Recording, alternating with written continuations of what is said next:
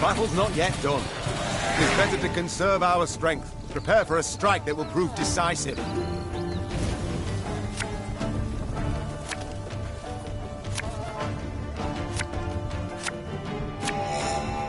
Battle formation! Protect the Queen!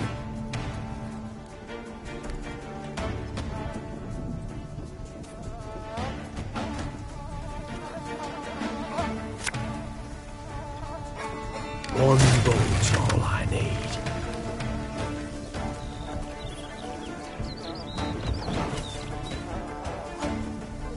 Thing about slings, they hide well.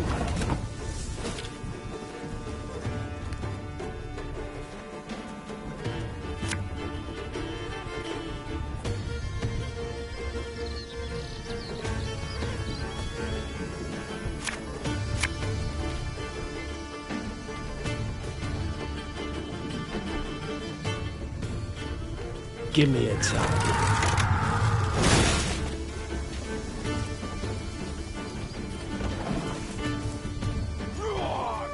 The chase is on!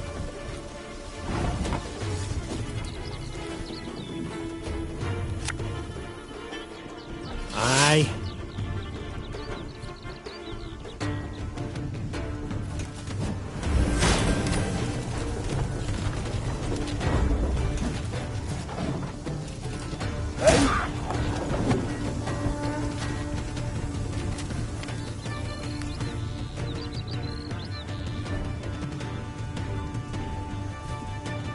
I congratulate you on your latest victory, Your Grace.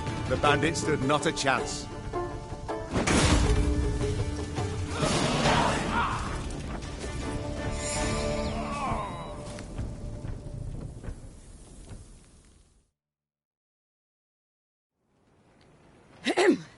Matters seem indeed to have gotten out of hand, to put it mildly. Meve said, arms crossed atop her shining breastplate. They've grown bold.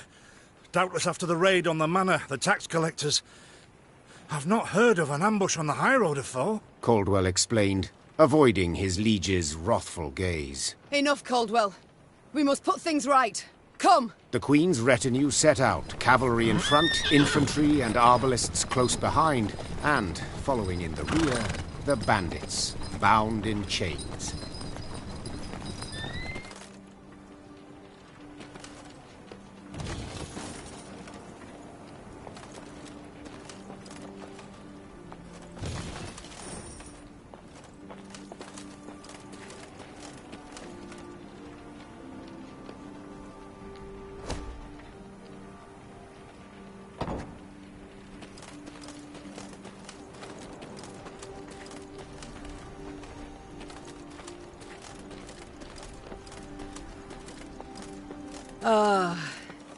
I do adore this prospect. Yes. Lyria, the Pearl of the North. With its hills and dales. Why, its beauty matched only by that of its queen. After 3 weeks in the saddle, I've my doubts, Count. We shall pitch camp here. Our soldiers need respite. A spell of it they deserve.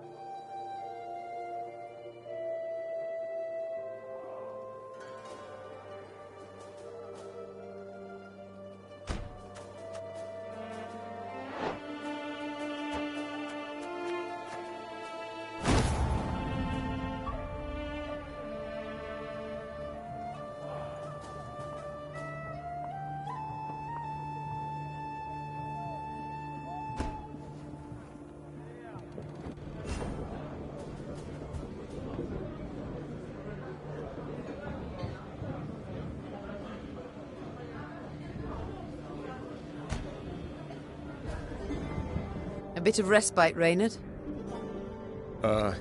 Yes. But if you've any new orders, Your Grace, I can be ready at any... At ease, Reynard. At ease.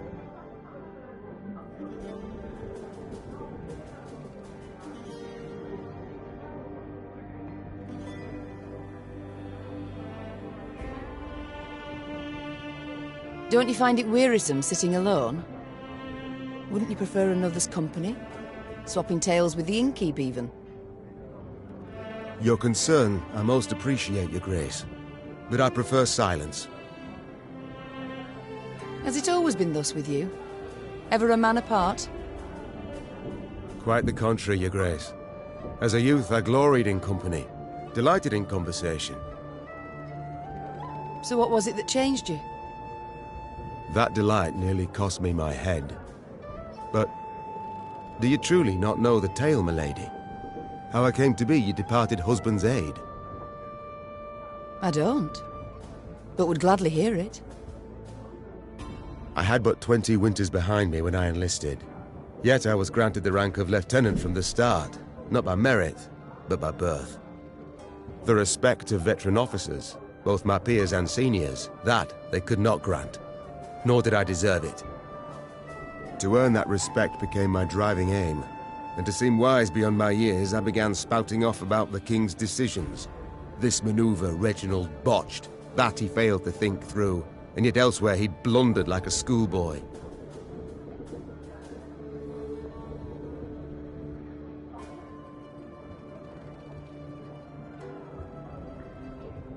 Well, a brilliant strategist Reginald was not. They dubbed him the courageous, not the cunning, for good reason, I dare say. It was not long before I was clanking about in shackles. Another officer had reported me.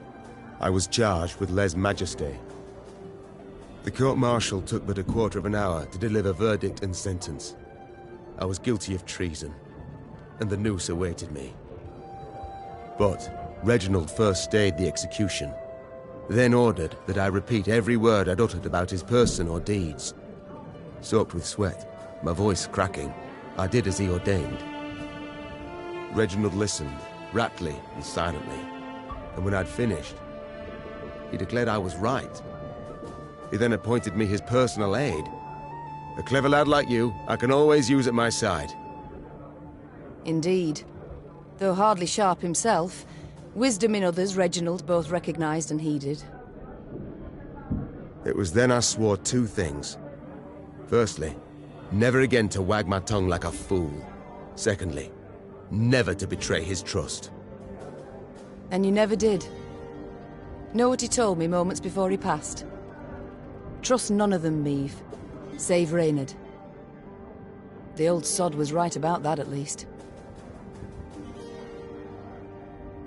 I thank you for sharing that tale, Reynard. Truly.